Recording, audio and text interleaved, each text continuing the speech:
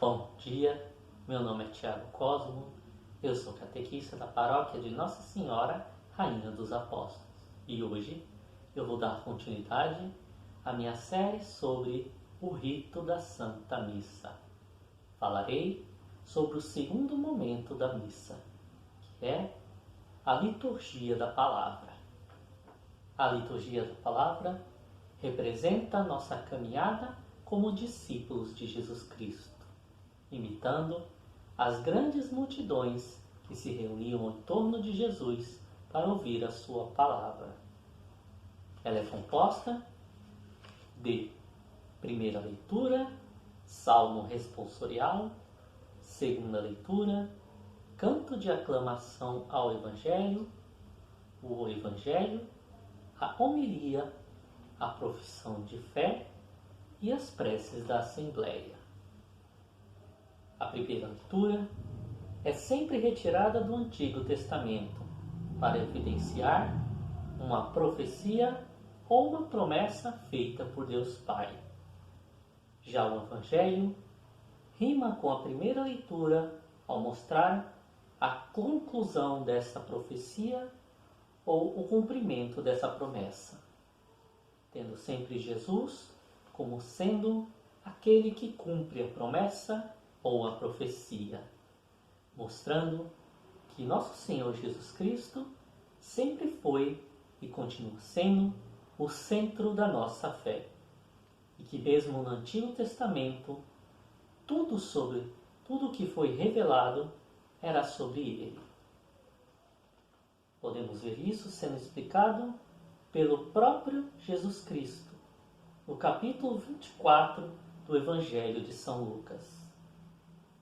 Nessa leitura, Cristo ressuscitado encontra os discípulos de Emaús e os explica pelo caminho sobre as profecias do Antigo Testamento e como todas elas foram cumpridas quando ele se sacrificou na Santa Cruz. É dessa leitura que nós retiramos a fórmula usada para fazer a liturgia da palavra na Santa Missa. Além da leitura do Evangelho, temos também a segunda leitura, que é retirada das cartas apostólicas, geralmente das cartas de São Paulo.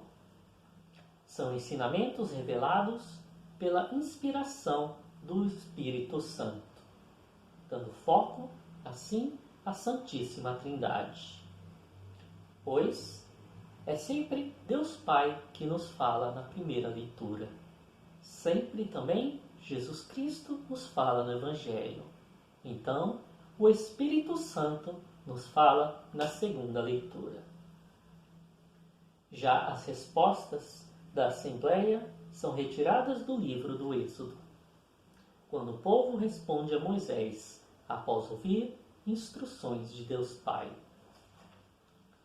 Já entre a primeira e a segunda leitura, temos também o Salmo responsorial.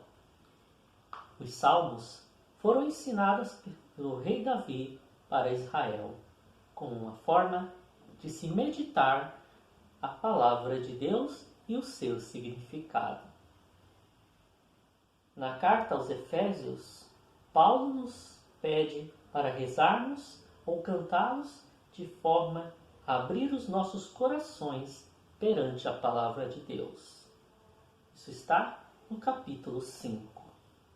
Já a aclamação ao Evangelho podemos encontrar em João 15, versículo 3, pedindo mais uma vez para que possamos abrir os nossos corações e as nossas mentes para entendermos o que Deus nos fala.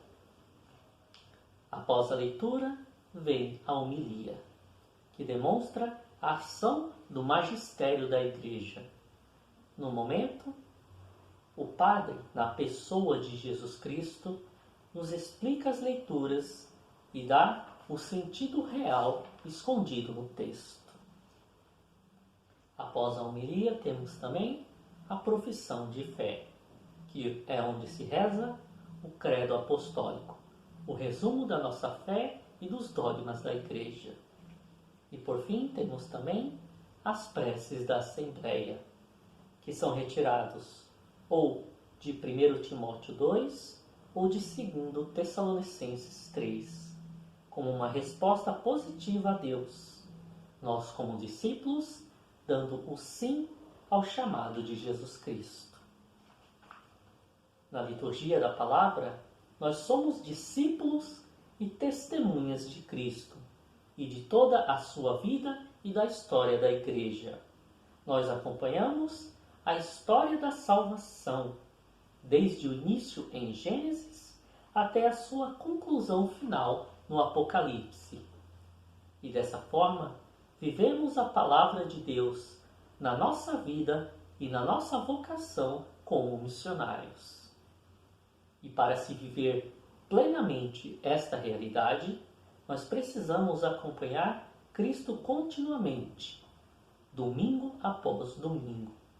Não apenas indo à missa de vez em quando, mas verdadeiramente seguindo a Jesus Cristo durante toda a nossa vida. Por isso, é necessário acompanhar sempre a Santa Missa, sem faltar, para entender toda a história da Igreja e também sobre a nossa salvação. O calendário litúrgico é montado exatamente por esse motivo, para contar a história de Cristo e da salvação de forma cronológica e bem explicada, e para nos fazer viver em nossas vidas cada momento importante da vida de Jesus Cristo, através das festas da Igreja e da sua palavra e da Santa Eucaristia. Muito obrigado a todos, que Deus vos conceda os dons da sabedoria e do entendimento, e que Ele vos abençoe, em nome do Pai, do Filho e do Espírito Santo. Amém. Tenham um bom dia a todos.